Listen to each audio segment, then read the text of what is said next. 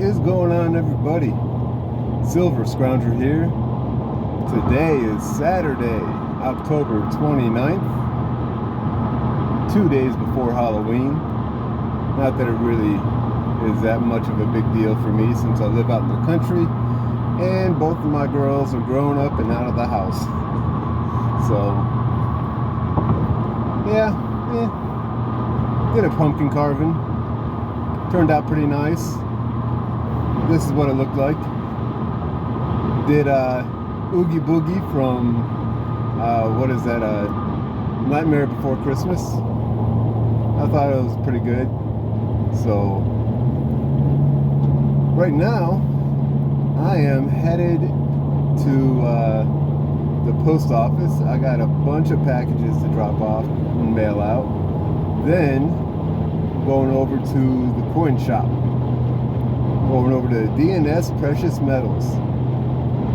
And if you guys are ever in the San Antonio area, New Braunfels to be exact, you guys really should go check him out.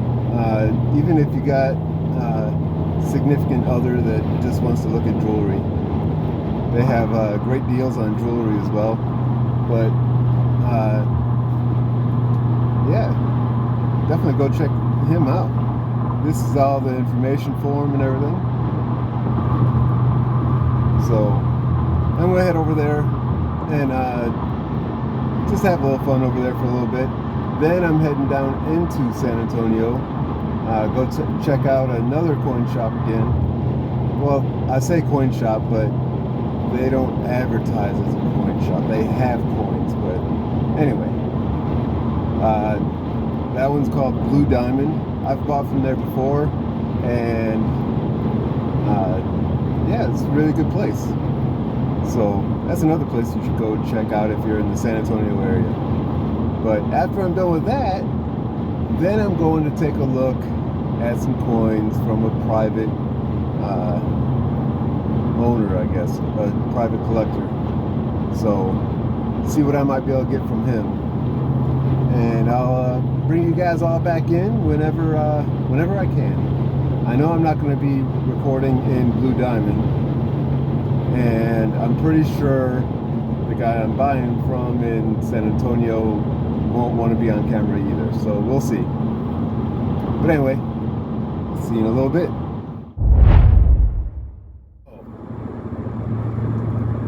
D&S Precious Metals was a bust. He got bought out of everything the last couple of days. So there was nothing there for me to be able to get. So continued on and went to my private sale or private purchase, whichever way you want to put it. But basically I bought, and I bought so much that I didn't have any money left over to go to Blue Diamond, so there's no Blue Diamond in today. Oh well. But that's okay, because I heard through the grapevine, basically from the guy I was buying from, that the Blue Diamond is pretty cleaned out right now. So it seems to be the running trend right now is people getting cleaned out, whether it be silver or coins. So, and the main reason why I was able to buy the coins from the private seller is because he would get more from me than taking it into a shop, so into a coin shop. So there you go. Bought quite a bit of stuff. I'm hoping to be able to show you guys when I get home, but we'll see how that goes. It may be tomorrow. But anyway, I'm going to get out of here, and hopefully see you in a few minutes when I show you what I did happen to come out with. All right, everybody. Finally got home, and there's no way I was going to be able to show this off last night. I got home last night a little late and had a lot of things going on. Had to or not annotate, but log everything. It's all kinds of stuff. But I got a lot of cool stuff last night. So this was all from, well, almost all from a private sale that I did. So I never even made it to Blue Diamond, which, again, I think I said already, is all right because apparently they were pretty cleaned out as well, which seems to be the running trend. So I'm not too upset about that because of everything I got here. Pretty much, I spent everything that I took with me.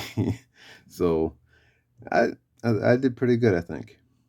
So let me show you a few things here. One is 1958 Philadelphia proof set, and it is completely unopened, still sealed in the original envelope from the Treasury Department. So that is really cool. From 1958, never opened. That's really neat. A couple of buffalo nickels, nothing too crazy. This has got a little bit of weird orange toning going on it, but it's in real nice high grade. So that's why I wanted to grab it. Really crazy coloring on the back here. And then a 1935 in the same high grade without the toning.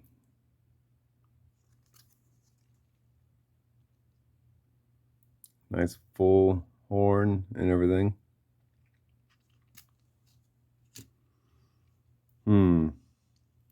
Yeah, let's do this one.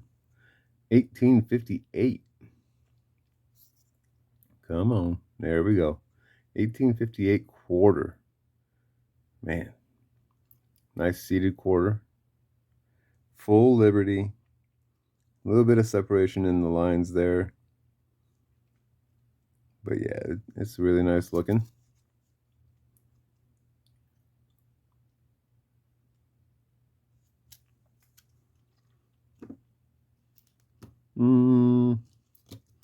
We'll go to the barbers here. 1900 O Barber quarter. Really nice. Not bad at all. I'll have to go through them and really look them over to see if these grades are pretty much it or not, but they're looking so far like they're right on. Like that one? Yeah, I would say so. Really nice. This guy pretty much knew what he was doing because right here, this 10 and 12, that's a VG10 and a F12. That's the gray sheet bid price. You guys can't see it anyway. That's the gray sheet bid price, and that is the market value price. That is in the gray sheet. So tells me he knows what he's doing, just a little bit. Then another 1900 O in a fine condition. Really nice. Cool.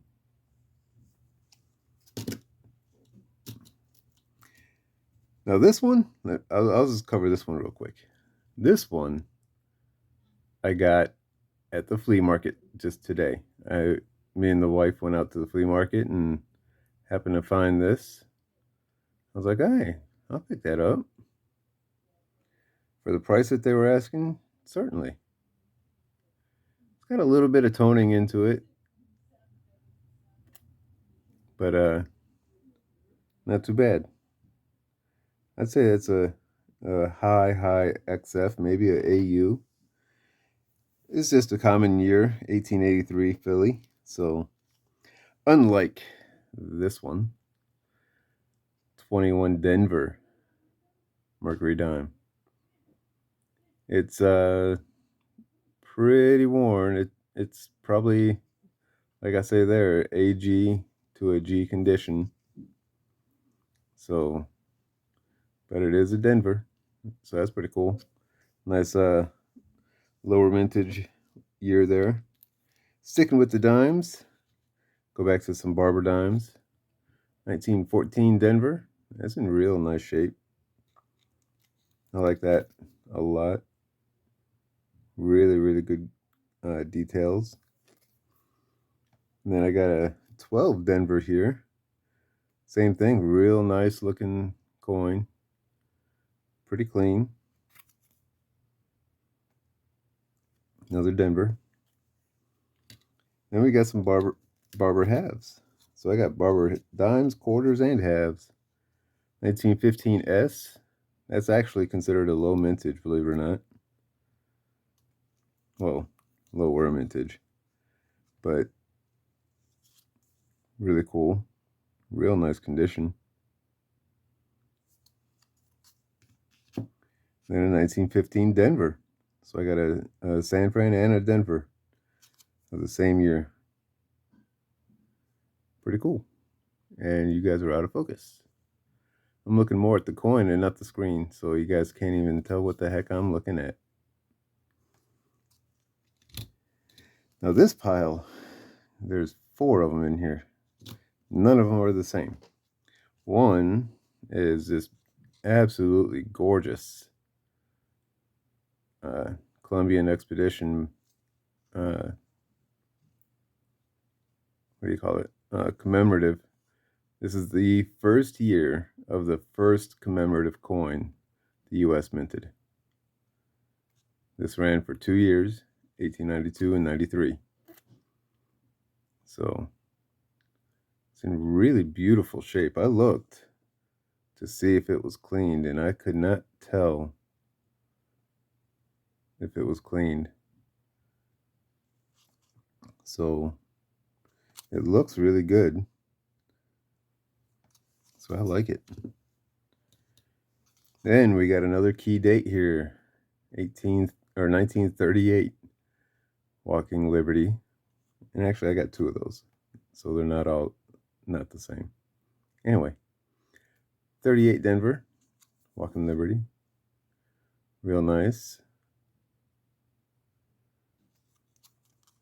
Now, this one right here is like one of the very, very few after 1933 that are considered key dates. I mean, look at the mintage. It's crazy, huh? So, yeah, I got 2 of these. Had to pick them up.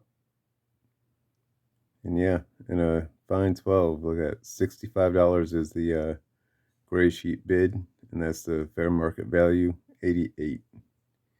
I haven't looked up comps on eBay or any of the auction sites or anything yet, but I will, just to see. Then I also got a real nice looking 57 Franklin half here. Just thought it looked really good. It's not full bands, but it is really nice looking. And I'm debating of starting up a Franklin book. I have one, and I thought about selling just the book by itself, but I don't know. I might end up using it and throwing it in there. Then we got some SLQs, my favorite quarter. Got another Type 1. Come on. Nice 1917 Type 1. Nothing too crazy. And if it'll ever focus. There we go. It's there. I mean, you can see the date barely, but you can definitely tell it's the Type 1 because there's no stars below the eagle. So there you go. Then I got 1929 Denver. It's in a okay shape, probably about the same as what the 17 Denver's in. 1930, pretty decent shape. But the 30S here is in nicer shape. It's that might be a fine. I don't know, I have to look. Compare it. But it looks pretty good. So I got all those. Then we got some nickels and a half dime here. 1950D. That's got a little bit of a coloring to it, but it is a key date. I think it's one of the only 2 key dates of the Jefferson nickels, which I think is the 39 Denver and then this one. But it is in really, really nice shape.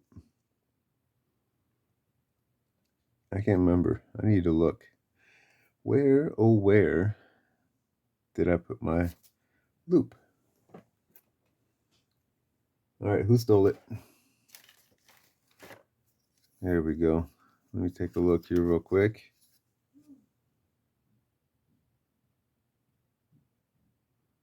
Oh man. That might be a contender. Let me bring you right back in a minute here. I don't know. There's a couple of weird marks in here. One right here. One right there. I'm not sure is that, I mean, I don't know. Almost looks like it, but then you got the very bottom step right here. That goes away here. And then it comes back. So, I don't know. All right, well, there you go. It is really close, but I don't think it's going to be a full steps Jefferson nickel, which is fine. I wasn't buying it for the full steps, and I didn't pay that either. It would have been worth a lot more if it was full steps, but it's not. So there we go. Now this one, 1939, it's not the key date. This has actually got a really high mintage. The 39 Denver is the other key date. But this one, look at that color. I mean, the camera doesn't even do it justice. You can see that blue in the center for sure. But there's a lot of gold and yellow and a little bit of orange in there on the obverse. The reverse is just as crazy. I mean, it's got some reds in there and everything too. That was the only reason why I bought this one, is because of the crazy toning that's on it. That is really neat looking. Now, this one, beautiful war nickel. You guys been watching for a while. Y'all know I love wartime coins.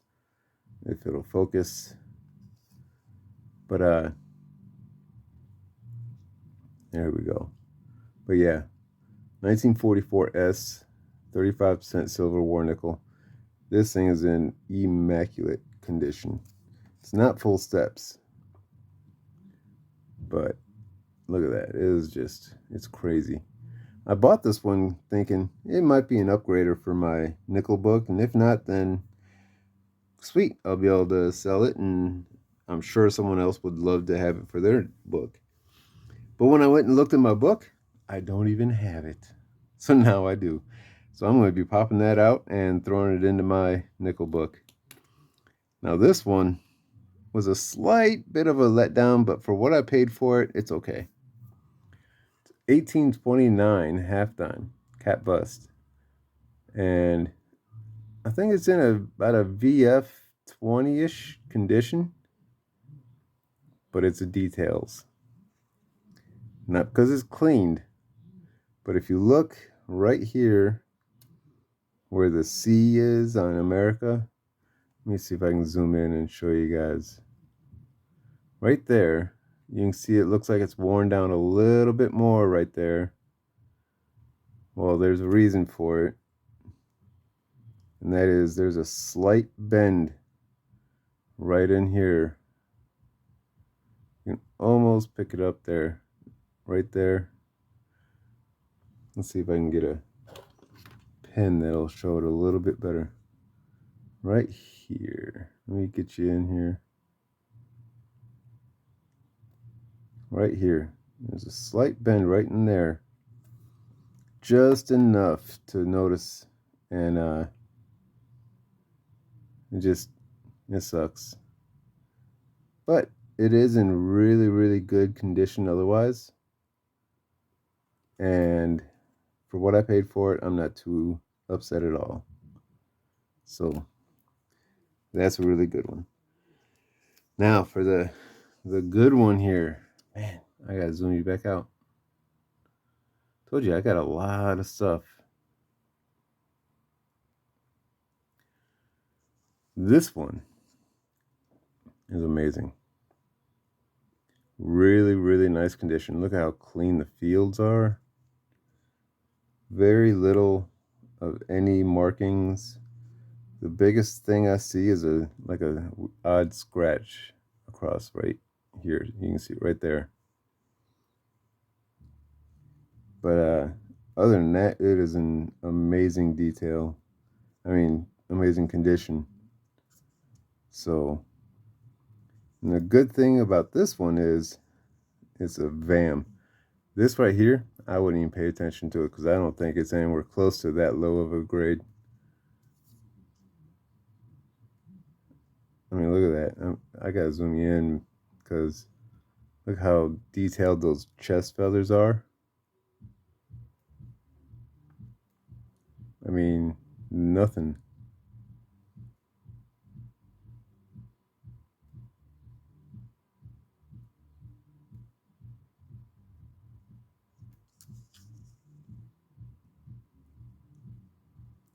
Now this one is a VAM. And it's VAM 84, and I verified it all. There's a lot of markers on here for this. A VAM 84, basically it was over polished, and it gave what's called a blown out L. If you look on the L for Liberty, the top section of it, and the, like, here we go, all up in here on this top section and the back side, it looks like it's a lot less detailed. Like, look at that, you can barely tell it's there. That is one of the tells. That's the blown out L, or I think that's what they call it. But anyway, the other thing is, look at her nostril. Oh, come on. They call it a missing nostril. And then there's also a dye marker under the 8. You see that little line under the first 8? There's that there. That's also a tell. I'm going to move you over to the scope again, because we'll really be able to tell there. All right, like I said, the blown out L. Trying to get it to where you can see it better. There we go. But if you also notice, the B and the E in Liberty are doubled. A little bit of the T, you can see the R also on the top especially. So there's a lot of doubling in the Liberty. And then the missing nostril.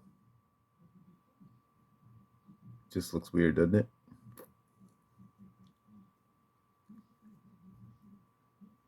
Come on. Got that line under the 8, which can't really tell unless I get it in the, there it is, the right lighting. There it is. The also another tell is if you look at some of these stars, there's a couple of them, like that one right there is doubled. One right up by the Eve for E Pluribus Unum is also, but that one's also doubled. You can see it right here. And then, come on, that one especially.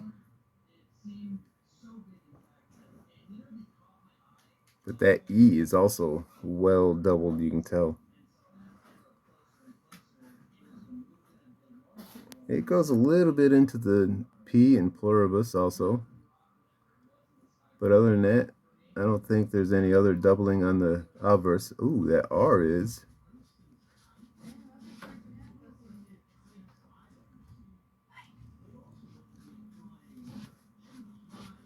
So there's a lot of little things on this one. Now on the reverse, the biggest thing that's on the reverse is, I think it's down on the dollar. Let me see here. Gotta get you down there. There we go. On the D, you can see they call that a broken D. So the bottom part of the D, there's a die chip basically that, or something to happen to where it doesn't fill in all the way right there. So there we go.